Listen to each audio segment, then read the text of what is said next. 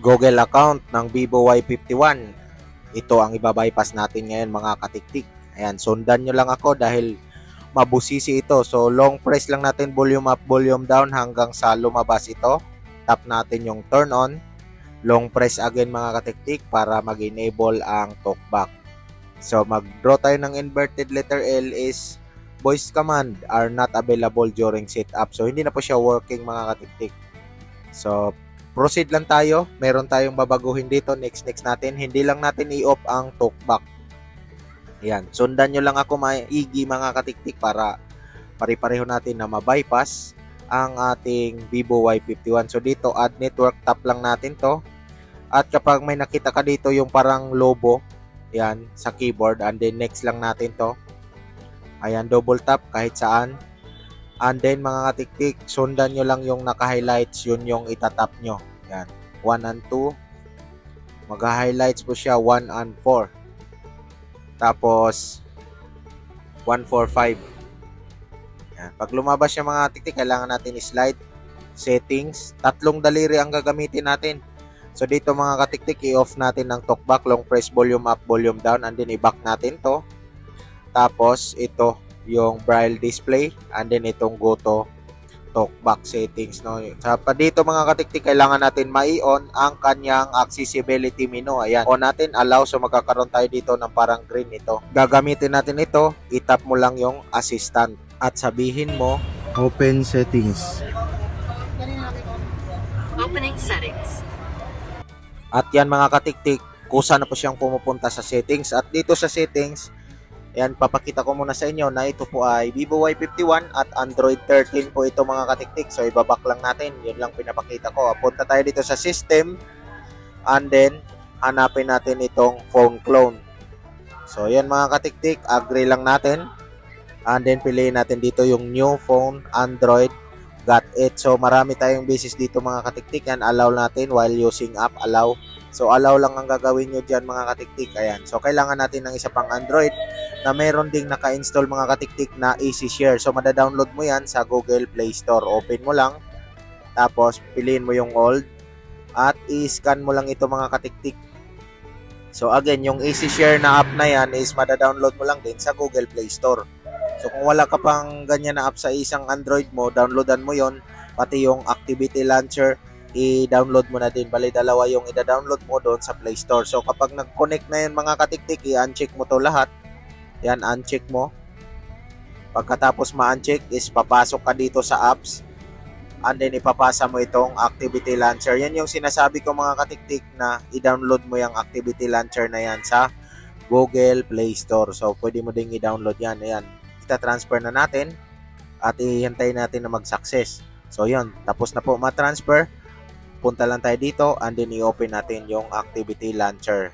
Okay, so dito na process mga katiktik, maraming basis natin siya, balik-balikan na process na yan sa pag-open ng Activity Launcher.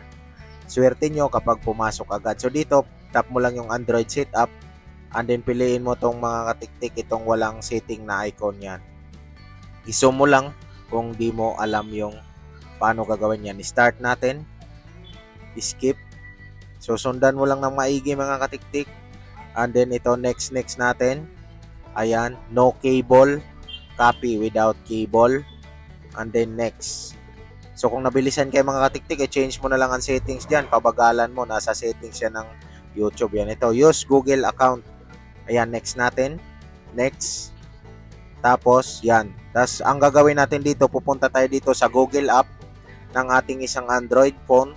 Puntahan natin ito, yung mic, itatap natin yung mic ng Google app at sabihin natin dito mga katiktik, set up my device. Yan. So yan, ini-next lang natin yan. Get started, yung iba get started and then next. Ayan, so next lang natin, copy. So make sure na mayroon tayong Google account dito na nakalagin at isa lang ito kasi hihingiin po yan dyan mga katiktik. Ika-copy dito yung Google account natin sa kabila, ika-copy niya dito sa ating iba-bypass yan. I-enter lang natin ang ating password dito mga katiktik. Dito sa kabila, yan. Enter lang natin. At pagkatapos mo mailagay ang password mo mga katiktik, yan. I-next lang natin. So yung Google account na yan is galing po yan dito sa kabila. Yan, papakita ko sa iyo mamaya mga katiktik. na nakopya po yung Google account natin dito sa isa pang phone, nakopya dito sa Y51 yung binabypass natin. So ito yung mga katiktik, pag pinuntahan natin sa mismong settings, dito sa accounts, makita ko muna sa inyo, yan accounts, ayan dito, dapat isa lang yung nakalagin dyan, yan ito, katiktik. So yan yung dito, tap natin don't copy. So nakopy na yun kanina mga katiktik, kaya nahingi na po siya ng password. So tuloy lang natin para makita nyo, ayan po yung nakita nyo station yung katiktik. So i-skip lang natin. Yun po yung nakopy niya na Google account dito sa luma natin na cellphone. So malapit naman tayo dito sa matapos sa process, yan skip lang natin. Skip. And then antayin lang natin mga katiktik. Yan, no thanks. So hintay-hintay ka lang dyan mga katiktik para matapos ang ating process. So normal lang po yan siya, bumabalik siya dito. So start lang natin. Isi-set up lang natin mga katiktik, yan next. At congratulations na lang sa inyo mga katiktik kung nasundan nyo yung ano natin yan. Don't copy tayo dyan, don't copy. Kung nasundan nyo yung step by step natin kung paano mabypass. So yun, ayun po yung Gmail dito sa kabila, ayan o. So make sure, alam naman natin yung dito sa kabila kasi yun, nilagay naman natin yan. Ayan, next lang natin hanggang sa makapasok na tayo dito sa ating home screen. So yan. Yo, next lang. Konting hintay lang at makapasok rin tayo dyan. So ganyan lang kadali mga katiktik mag-bypass sa ating Vivo Y51. So kung may nakuha kayo na idea dyan, maaari kayong mag-like sa aking video at syempre mag-subscribe na rin kung gusto nyo. Kung gusto nyo lang naman. At kung gusto lang, like lang, okay na yan sa akin kahit di na mag-subscribe mga katiktik.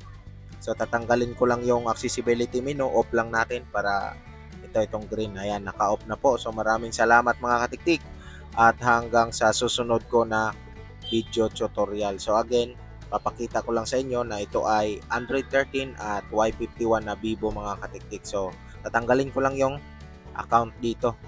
So yun, tapos na. Maraming thank you and this is Claire Vance.